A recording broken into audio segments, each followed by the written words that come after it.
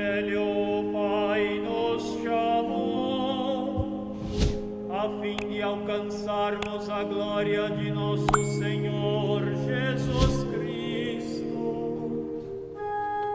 Aleluia, aleluia, aleluia.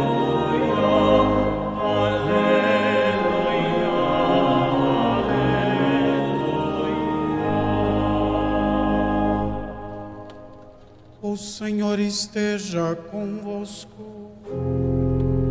Ele está no meio de nós. Proclamação do Evangelho de Jesus Cristo, segundo Marcos.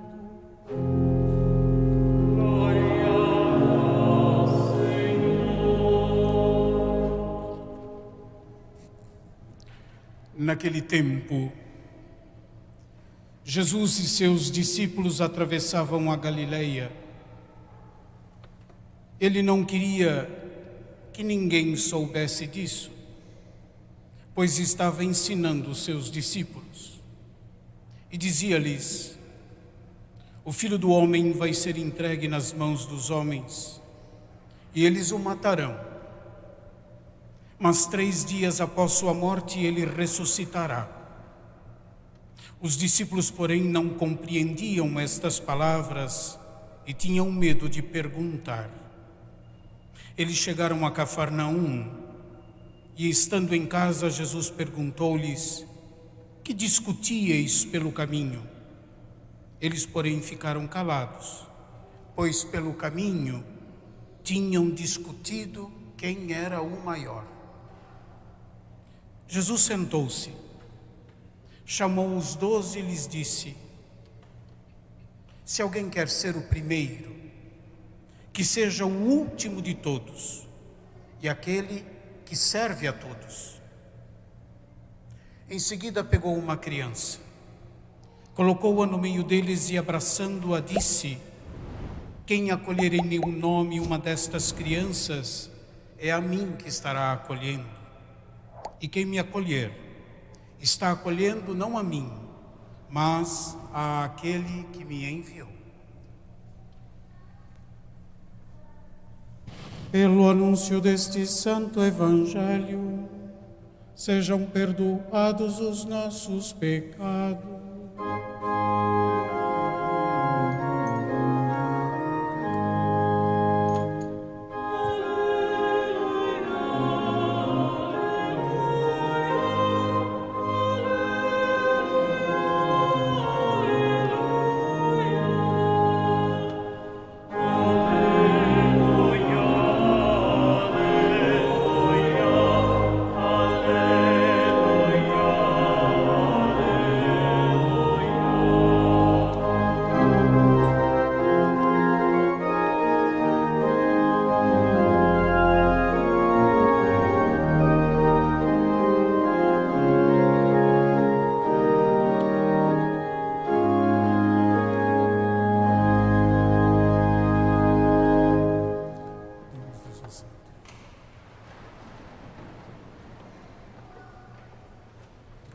Meus irmãos e minhas irmãs, o trecho do Evangelho que nós acabamos de proclamar e ouvir é, no Evangelho segundo Marcos, o segundo anúncio da paixão, morte e ressurreição de Jesus. Esse anúncio é parte do ensinamento de Jesus aos seus discípulos enquanto atravessavam a Galileia. Do ponto de vista da narração dos evangelhos, do Evangelho, esses relatos, que são 3, do anúncio da paixão, morte e ressurreição do Senhor, esses relatos têm por função preparar o leitor, preparar-nos para entrar no relato da paixão e morte de Jesus, sem sermos tomados pela surpresa e sem medo, sem esmurecer, mas confiantes em Deus, iluminados e fortalecidos pela ressurreição. Um dos traços característicos de Jesus, apresentado por São Marcos, é que Jesus é um mestre que continuamente está ensinando os seus discípulos e a multidão. Através de sua palavra, através dos seus gestos, o Senhor nos ensina, o Senhor nos instrui, o Senhor nos corrige, o Senhor nos guia. Daí a importância de ter os ouvidos bem atentos à palavra do Senhor, pois é por ela que Ele se faz presente também no meio de nós. É por ela que Ele ilumina a nossa vida. É através dela, como eu disse, que Ele nos ensina. E o conteúdo, enquanto Jesus atravessa a Galileia de norte a sul, caminhando para Jerusalém, o conteúdo do ensinamento de Jesus é o seu mistério pascal, futuro, próximo a acontecer. Jesus anuncia claramente aos seus discípulos a sua paixão, morte e ressurreição. No entanto, os discípulos não são capazes de compreender o ensinamento de Jesus. Não são capazes ou não querem compreender. Os discípulos oscilam entre não saber e saber demais. Por isso eles fecham o ouvido e o coração. Aliás, os discípulos, no Evangelho segundo São Marcos, eles têm uma dupla característica.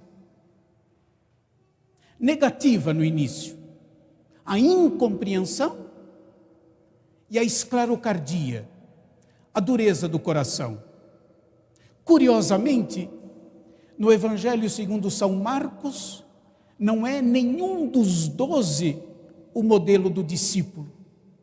No Evangelho segundo São Marcos, o modelo do discípulo é o cego Bartimeu, do capítulo 10 do Evangelho segundo São Marcos, 46 a 52, que exprime Jesus um desejo profundo. Qual é o desejo profundo de Bartimeu? Que eu veja. A fé é que ilumina para poder ver. E uma vez vendo, o Evangelho diz, o cego Bartimeu seguia Jesus pelo caminho. Entenda-se, pelo caminho que conduzia Jesus à sua paixão e à sua morte.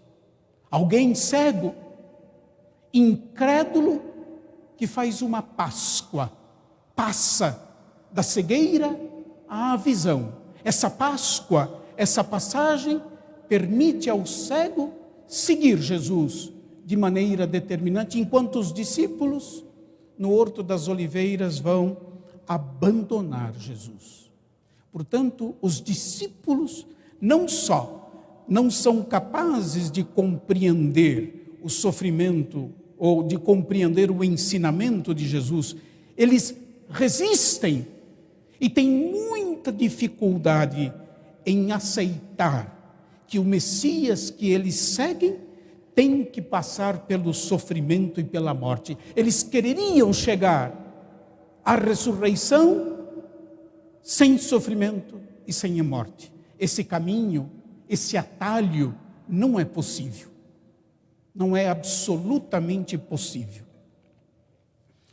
Nós poderíamos dizer que os discípulos estão, como nós dizemos nos dias de hoje, em relação ao ensinamento de Jesus, eles estão num outro registro, muito distante do que Jesus lhes tinha ou lhes está anunciando. Para eles, o Messias devia ser só vitorioso, devia só triunfar, devia só sentar-se num trono de glória, jamais sofrer. A ideia que eles têm do Messias triunfante, do Messias sempre vitorioso, do Messias que não é atingido nem pelo sofrimento, pela morte, essa ideia equivocada do Messias, mas essa ideia inculcada na tradição religiosa de Israel, essa ideia, de fato, não admite, ou faz com que eles não admitam, um Messias que seja humilhado, que sofra e que morra. Como no primeiro anúncio, Jesus repreende os seus discípulos, ele está dizendo uma coisa, eles estão discutindo outra. Além disso, eles não são focados, são desfocados. Jesus está dizendo uma coisa, eles estão discutindo sobre o poder. Jesus repreende os seus discípulos, estão com a cabeça em outro lugar. Eu sei que de vez em quando a gente não domina os nossos pensamentos, não é? Nem sempre onde estão os nossos pés estão a nossa cabeça também. Isso é uma verdade, né? Nós podemos estar com o pé aqui no chão, mas a nossa cabeça está viajando, na verdade, para outros temas, para outros horizontes, para outras paisagens, né, dona Roberta? Vai por aí afora, não é? Eles estão no outro registro. Jesus repreende os seus discípulos por causa do comportamento inadequado deles, porque eles estavam seduzidos pelo desejo de poder, que inclusive o desejo de poder os impedia de compreender e aceitar de coração o ensinamento de Jesus. Meus irmãos e minhas irmãs, essa doença de desejar o poder ensurdece, cega e desorienta. A discussão entre eles de quem era o maior é expressão da incompreensão acerca do destino de Jesus e da sua missão e também da condição deles de discípulos. Não se esqueçam disso. Todos os que buscam o poder não pensam nos outros.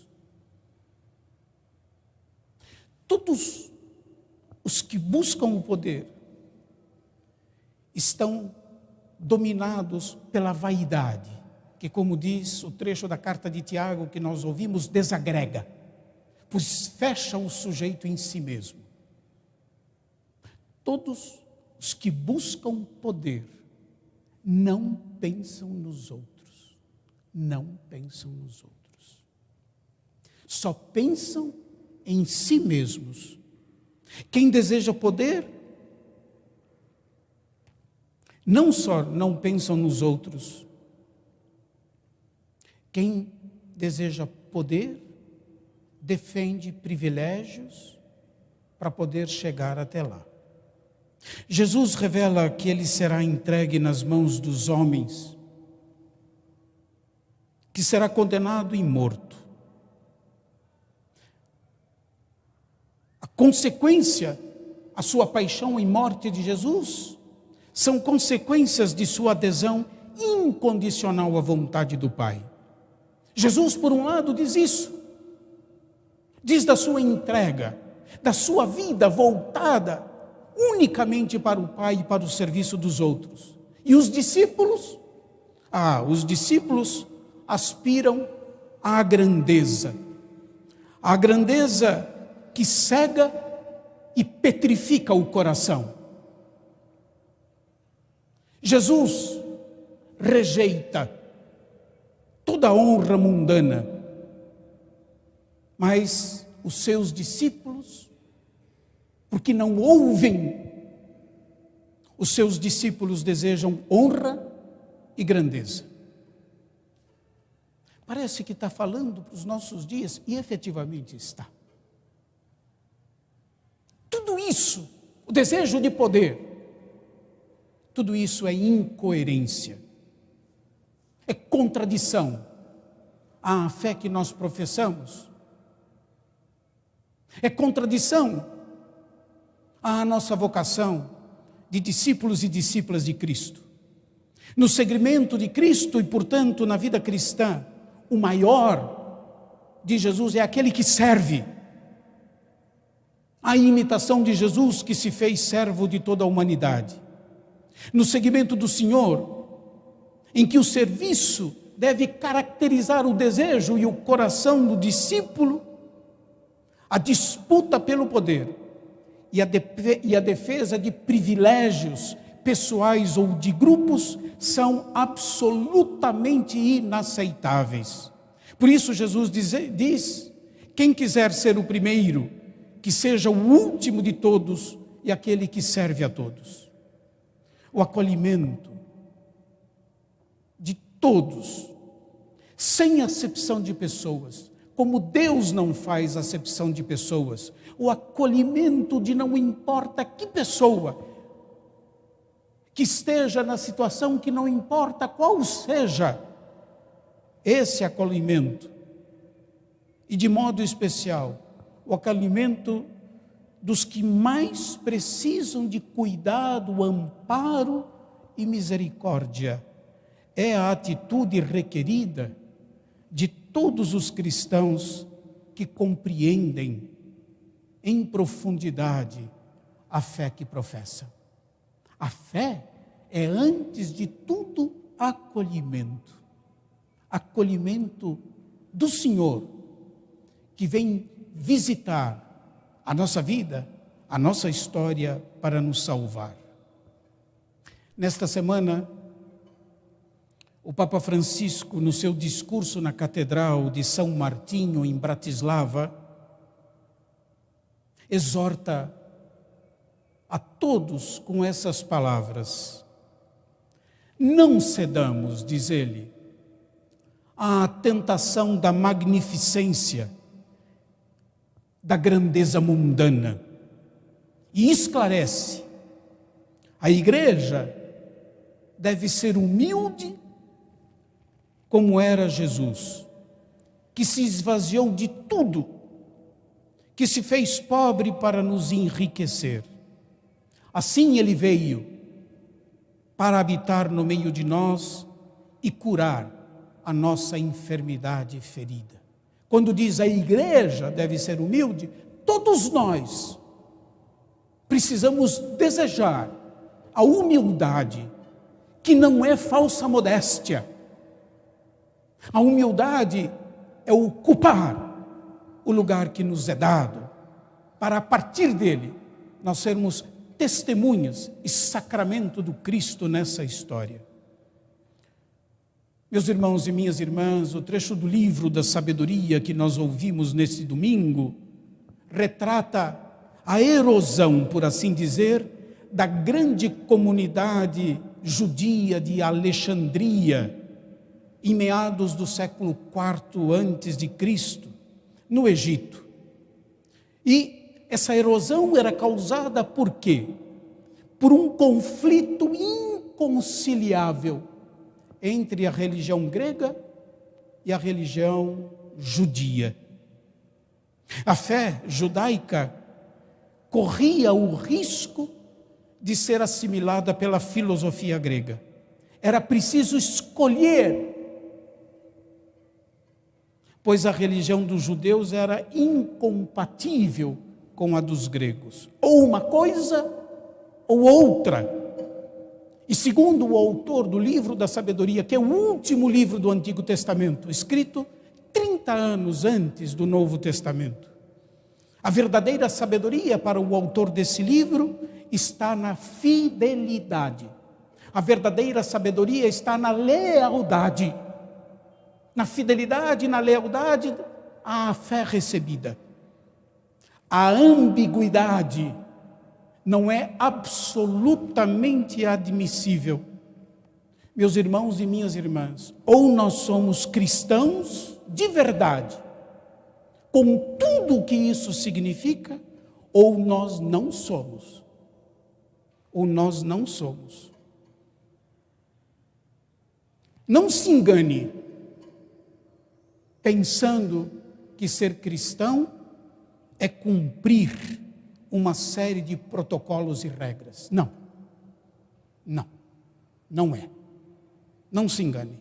Não se enganem, nem induzam os outros a erro de que a verdadeira fé é essa. É uma pessoa, entre aspas, certinha. Não. Uma pessoa que cumpre regras. Não. A fé verdadeira professada é a fé que é capaz de renunciar à própria vaidade para poder amar as pessoas. O outro, não importa quem ele seja, tem direito de ser acolhido por mim, tem direito de ser amado por mim. E eu, como cristão, sou impelido a amar os outros, mesmo os meus inimigos. Amai os vossos inimigos, fazei o bem àqueles que vos perseguem, diz o Senhor. Meus irmãos e minhas irmãs, é preciso generosidade, é preciso amor para servir de coração a nossa humanidade sofrida e atingida de tantos males, desesperançada. É preciso amor para ser um sinal de esperança, para ser uma presença na vida das pessoas que exale a misericórdia, a compaixão e o amor de Deus. Peçamos ao Senhor que nós possamos amar o serviço, que é nossa condição de discípulos, e renunciar a todo tipo de prestígio pessoal e de honrarias mundanas. Que não haja em nós, meus irmãos e minhas irmãs, que não haja em nós ambiguidade, e que a nossa escolha, Deus queira, seja pela fidelidade ao Deus que nos chamou à vida em Cristo Jesus, nosso Senhor.